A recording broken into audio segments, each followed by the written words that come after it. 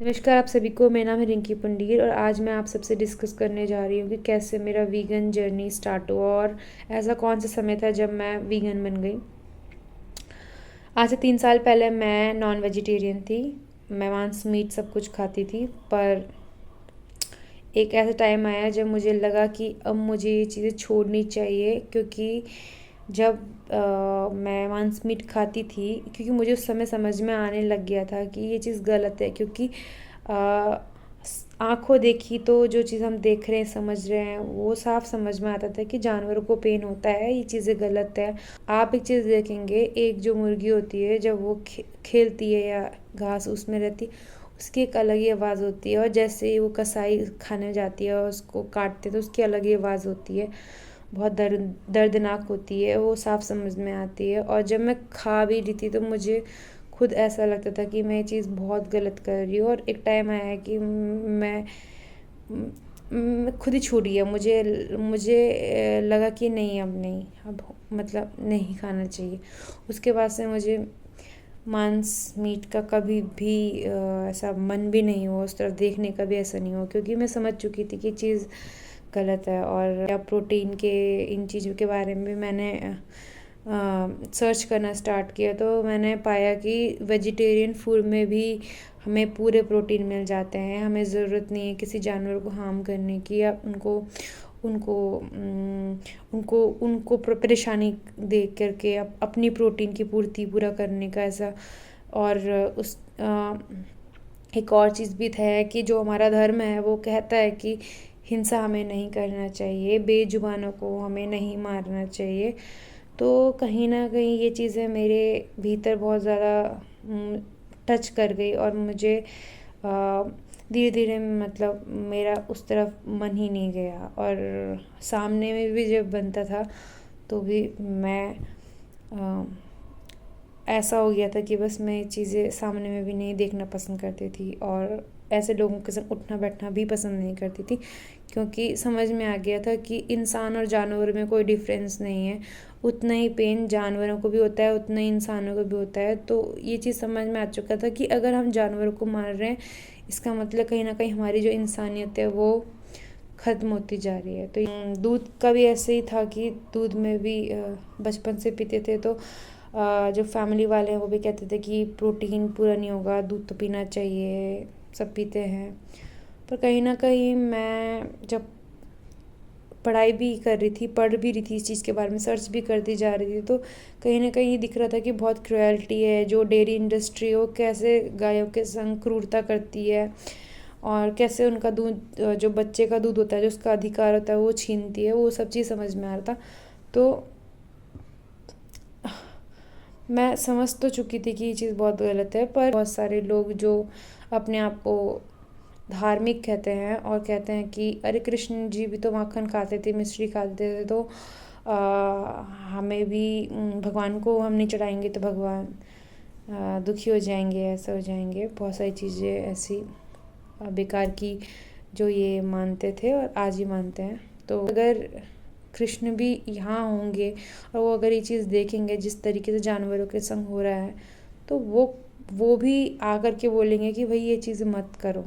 नहीं, ये उस बच्चे का अधिकार है, गाय के बच्चे का अधिकार है, उसके दूध का। और आप जब डेयरी इंडस्ट्री को सामने से देखते हैं तो आप समझ जाते हैं कि बहुत बुरा हालत है। और मैं समझ गई थी और बस मैं धीरे धीरे करके मेरा दूध जो था वो भी छूट गया और मुझे फिर से कभी ऐसा नहीं लगा कि मुझे वो चीज़ें अब दोबारा लेनी चाहिए। और मैं देख रही थी कि जो प्लांट बेस्ड फूड है उसमें इतनी सारी वैरायटीज़ है और हमें प्रोटीन की मतलब कमी हो ही नहीं सकती है।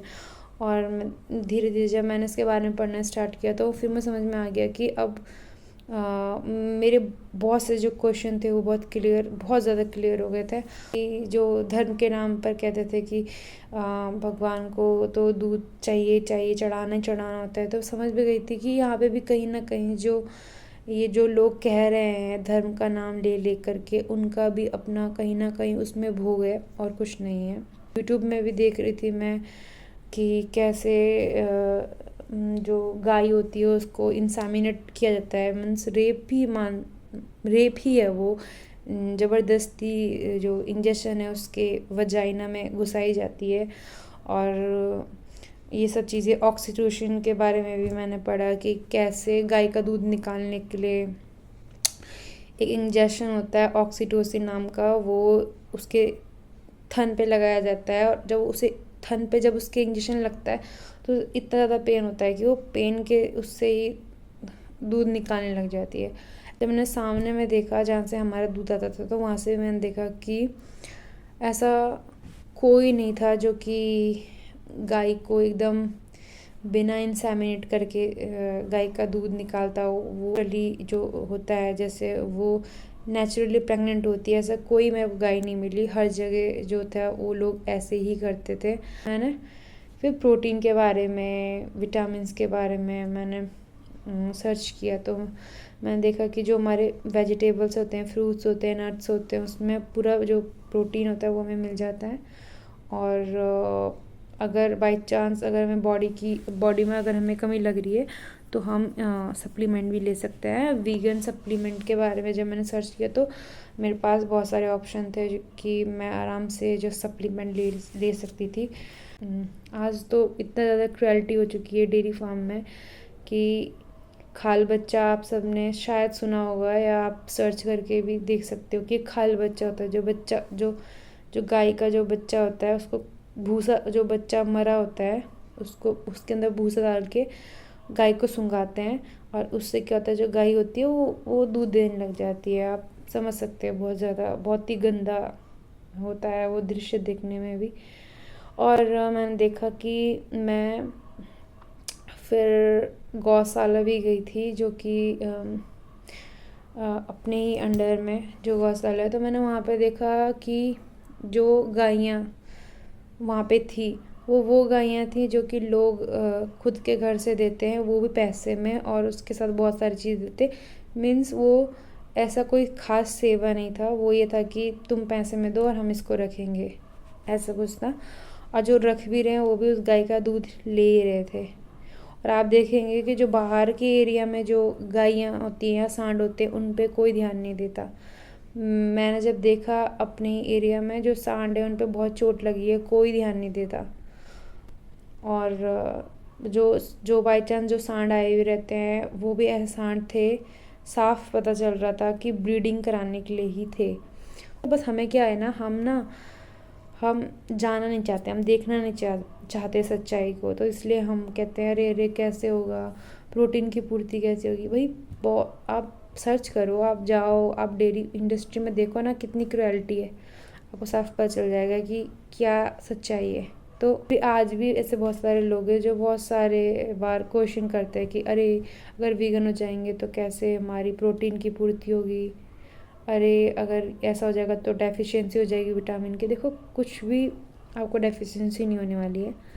बात ये है कि हमें जागरूक रहना होगा, हमें जानना होगा कि क्या विटामिन हमारी बॉडी को चाहिए होती हैं। अगर हम ये सब चीज़ों के बारे में सर्च करेंगे तो हमारे जो क्वेश्चन है उसके सॉल्यूशन भी मिलेगी, साथ में हमारे ईजी हो जाएगा वीगन बनना। ठीक है, वीगन बनना कोई बहुत डिफ़िकल्ट काम नहीं है, बहुत ईजी है। और एक बात कहूँ तो हर कोई जो ह्यूमन है, अधिकतर लोग जो हैं वो वेजिटेरियन ही खाने में ही जी रहे हैं। ठीक है, और आप ऐसा नहीं है कि आप मीठी मीट खाएं और बिना प्लांट खाए जीवित रह जाएंगे। बट अगर आप वेजिटेबल्स लेते हैं, नट्स लेते हैं, दाल वगैरह सब कुछ लेते हैं तो आप आराम से जीवित रह सकते हैं बिना किसी डेफिशिएंसी के। आपके अंडर में जो है, जो डेयरी फार्म है या गौशाला है या छोटे छोटे जगह जहाँ पे गायों को पाला जाता है, वहाँ आप जाइए, वहाँ आप देखिए तो आपको पता चल जाएगा कि क्या वहाँ की हालत है। एक और चीज़ भी मैं कहना चाहूँगी, जो लोग बोलते हैं कि अच्छा हम तो गाय को इंसेमिनेट नहीं करते हैं, पर तब तो हम कोई क्रुएल्टी नहीं कर रहे ना। ऐसा कुछ नहीं है, आप बहुत जगह जाएंगे जहाँ पे इंसेमिनेशन तो नहीं होता है, पर जो सांड, जो बछड़ा होता है उसको कुछ टाइम के बाद ना छोड़ दिया जाता है जंगलों में। ये मैंने अपनी आँखों के सामने देखा है कि जो गाय होती है वो जब तक दूध देती है और उसके बाद जब गाय भी ढंग से दूध नहीं देती उसको भी कम रेट में दे दिया जाता है, और फिर ऐसे ऐसे करके जब कुछ काम की नहीं रहती उसको कसाई खाने में दे दिया जाता है। ठीक है। और ऐसे बहुत सारे जगह मैंने देखा है जो लोग इंसेमिनेट तो नहीं कराते गाय का, पर उसका बछड़ा होता है ना, उसको कुछ ही दिन के बाद ना उसका दूध छुड़वा देते हैं, और सामने में क्या रखते हैं बछड़े के, घास फूस, जो खाने का भी जो उसकी टाइम पीरियड भी नहीं होती है, उससे पहले ही उसके मुँह के आगे वो क्या रख देते हैं, घास फूस रख देते हैं, कि वो मतलब एक तरीके से ना बहलाना ही हुआ। देखेंगे कि कोई भी जानवर ऐसा नहीं है जो कि अपनी माँ के दूध के बाद किसी और का दूध पीता होगा, सिर्फ हमको छोड़ करके। और ऐसा कोई इंसान आज के समय में नहीं बचा है जो कि निस्वार्थ भाव से गाय की सेवा करता होगा। गौशाला में भी आज आप देखेंगे तो वहाँ पे भी कहीं ना कहीं स्वार्थ है।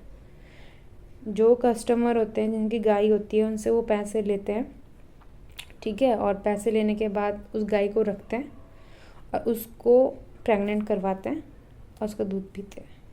तो इसलिए मैं कहती हूँ जागरूक बनो, ठीक है, और सर्च करो। सबसे पहले आप सर्च करो कि क्या सही है क्या गलत है, ठीक है।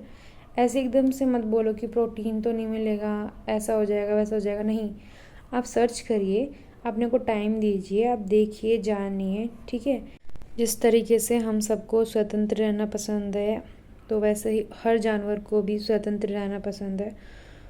हमारा कोई भी हक नहीं होता किसी जानवर को कष्ट पहुंचाने का, अपने स्वार्थ के लिए, अपने स्वाद के लिए।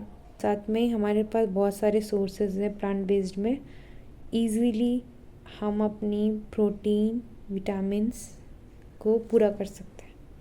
तो ये चीज़ें थी। Thank you everyone.